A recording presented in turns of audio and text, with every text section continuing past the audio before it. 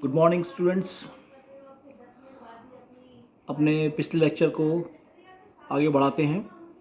Last lecture में हमने बात की थी भारत के में लोकतंत्र के सामने चुनौतियों को लेकर कि ये चुनौतियां कौन कौन सी हैं। उसमें हम आर्थिक चुनौतियों की बात कर रहे थे और उसमें से हमने एक आयाम उठाया था गरीबी।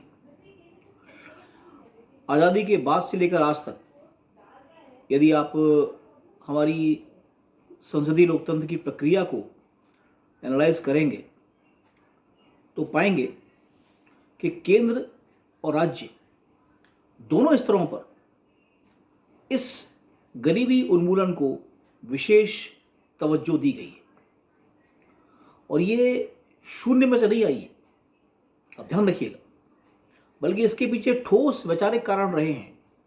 वो ये कि गरीबी समस्त सामाजिक, राजनीतिक और सांस्कृतिक समस्याओं का एक मूलभूत कारण रही है। यदि इसे ठीक किया गया, समाप्त ना किया जा सके, तो कम से कम इस स्तर को यदि न्यून कर दिया जाए या कम कर दिया जाए तो भी देश बहुत सी चुनौतियों से बच सकता है, ऐसा माना गया, जो कि सही है।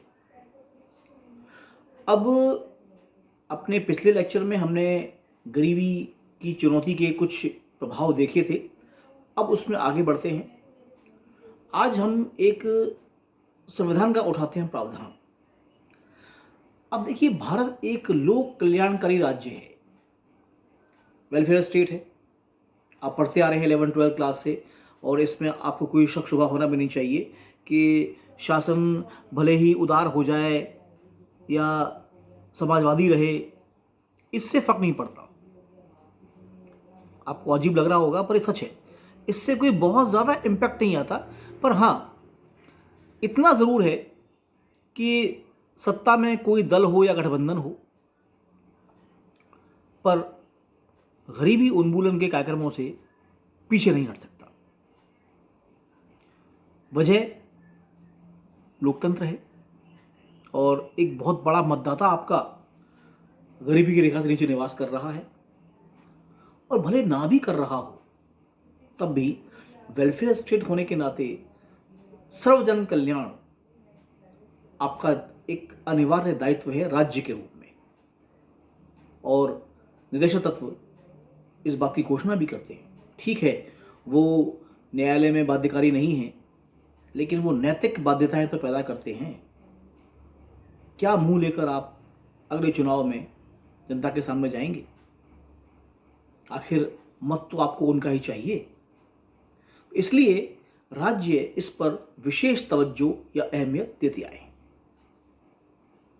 क्योंकि ये लोक कल्याणकारी राज्य की स्थापना के लिए बेहद आवश्यक है। क्योंकि यदि ऐसा नहीं हो पाता है, क्योंकि इस बात को आप समझें, इसको यूं रूप में लीजिए कि दुनिया में कहीं भी आप निवास करते हो, समाज विज्ञान के क्षेत्र में या समाज के क्षेत्र में योजनाएं, कार्यक्रम, नीतियां 100% सटीकता के साथ लागू नहीं हो पाती। उसकी कई वजह होती है, हम उस पर ना जाएं। लेकिन हाँ, सरकार के प्रयास, नेतृत्व की विश्वसनीयता और उस योजना को क्रियान्वित करने के लिए बनाया गया नेटवर्क महत्वपूर्ण भूमिका निभाता है। अब हम संविधान के एक दूसरे प्रावधान पर आए। मौलिक अधिकार तो व्यक्तिगत है ना, संविधान ने दिए हैं, और यदि इसमें कहीं कोई गड़बड़ी होती है, चाहे वो राज्य की तरफ से हो या किसी संस्था या व्यक्ति की तरफ से, न्यायपालिका पीछे खड़ी है आपके, उसके संरक्षण के लिए। अब आप बाल श्रम पर आ जाइए। लाखों की संख्या में 14 वर्ष से कम उम्र के बच्चे कार्य कर रहे हैं, वो कार्य जो कि संविधान सम्मत नहीं है, जिनकी अनुमति संविधान नहीं देता। आप पढ़िए, बाल श्रम निषेध है, लेकिन आप पाएंगे विभिन्न फैक्ट्रियों में, चाय के होटलों पर, अन्य जगहों पर आपको बच्चे दिख जाएंगे कार्य करते हुए।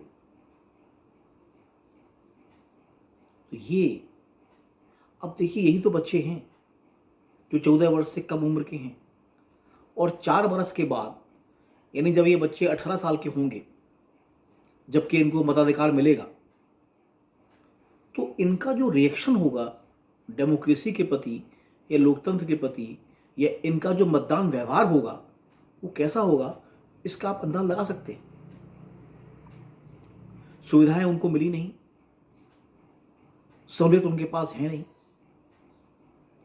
मैंने आपको पूर्व में कहा था, सोचने विचारने में और सही और गलत का फैसला करने का जो एक स्केल होता है वो इनका टूट चुका है। तो गलत राह पर जाने में इनके सामने कोई बाधा नहीं बची है जो रोके।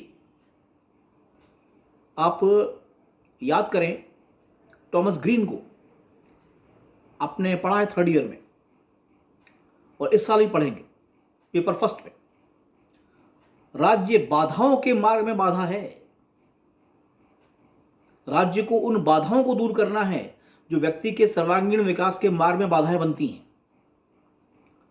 अब राज्य कैसे कर पाता है, ये नेतृत्व, आपका प्रशासनिक ढांचा और आपका जो कमिटमेंट है, प्रतिबद्धता है, उस पर निर्भर करता है। यहां पर जो बात मैं आपसे करने जा रहा हूं वो ये कि ये जो बाल श्रम है, ये भी, इसकी बढ़ती मात्रा या संख्या लोकतंत्र के लिए एक अच्छा संकेत, एक अच्छा इंडिकेटर नहीं कही जा सकती। क्योंकि फिर होता यह है कि मतदान या इलेक्शन में या लोकतंत्र में धन का प्रयोग, पैसे से वोट खरीदा जाना, भोजन, वस्त्र या किसी मुद्रा के रूप में आपके मत को खरीदना लोकतंत्र के लिए अच्छा संकेत नहीं कहा जा सकता किसी भी रूप में। लेकिन यदि गरीबी है तो इससे आप इनकार भी नहीं कर सकते। अगला बिंदु, सामाजिक और राजनीतिक अस्थिरता। देखिए, इसको समझें। गरीबी का जो चक्र है ये बहुआयामी होता है। जैसे गणित पढ़ी है आपने 10वीं क्लास तक, भाई मैंने तो बड़ी पिट पिट के पढ़ी, आपका नहीं जानता, बड़ा कमज़ोर था, लेकिन हाँ, जोड़ बाकी गुणा भाग कर लिया करता था। वृत्त की जो परिभाषा होती है, गोले की जो परिभाषा होती है, जो परिधि इसको आप कहते हैं, वो शुरू कहाँ से हुई है, उस बिंदु को आप नहीं ढूंढ सकते। वैसे ही ये जो गरीबी का दुष्चक्र है, ये आपकी राजनीतिक व्यवस्था को, आपके समाज को कहाँ कहाँ से तोड़ता है, कहाँ कहाँ से कचोटता है, कहाँ कहाँ से बिखेर देता है, इसका अंदाज लगाना आसान नहीं होता। सरकार तो लॉ एंड ऑर्डर मेंटेन कर सकती है, उसके लिए अगर सख्ती करना पड़े वो भी करेगी, लेकिन उसके जो कारण हैं और जो पब्लिक रिस्पॉन्स है, मैंने आपको एक लेक्चर में कहा है, अगर आपने ध्यान दिया हो, कि आप जिम्मेदार नागरिक हैं। समस्या यही है, निर्धनता सबसे पहले इस जिम्मेदारी के एहसास को छीन लेती है। क्योंकि समाज के प्रति जिम्मेदारी से पहले एक जिम्मेदारी आपकी व्यक्तिगत भी होती है, खुद के प्रति। यदि उसको आप ठीक से निभा पाते हैं तो फिर आपका सोशल रोल शुरू होता है, स्टार्ट होता है।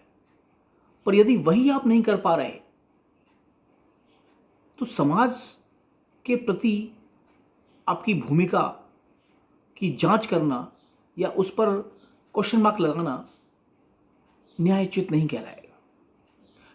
वही बात यहाँ पर आती है कि निर्धनता लोकतंत्र के सामने एक गंभीर चुनौती खड़ी कर देती है, और इसके संदर्भ में सरकार योजनाएं बनाती हैं, कार्यक्रम बनाती हैं। आप देखिए, ये बात मैं आपसे पूर्व में कर चुका हूँ, राज्य स्तर पर, केंद्र स्तर पर राष्ट्रीय और अंतर्राष्ट्रीय स्तर पर भी गरीबी के उन्मूलन के लिए या उस अमीर और गरीब के जो आय का अंतर है उसे न्यूनतम करने के लिए, मिनिमाइज करने के लिए सरकार दुनिया जहान की योजनाएं, कार्यक्रम बनाती है, इम्प्लीमेंट करती है, क्योंकि वो जानती है लोकतंत्र का संरक्षण, विशेष तौर से भारत की हम बात करें, यहाँ लोकतंत्र के प्रति जनता का विश्वास आज तक इसलिए भी कायम है क्योंकि जनता इस बात को मानती है कि उसके कल्याण के लिए, खास तौर से उसके आर्थिक कल्याण के लिए जो सरकारें बनी हैं, ये जो सरकारें बनेंगी वो प्रतिबद्ध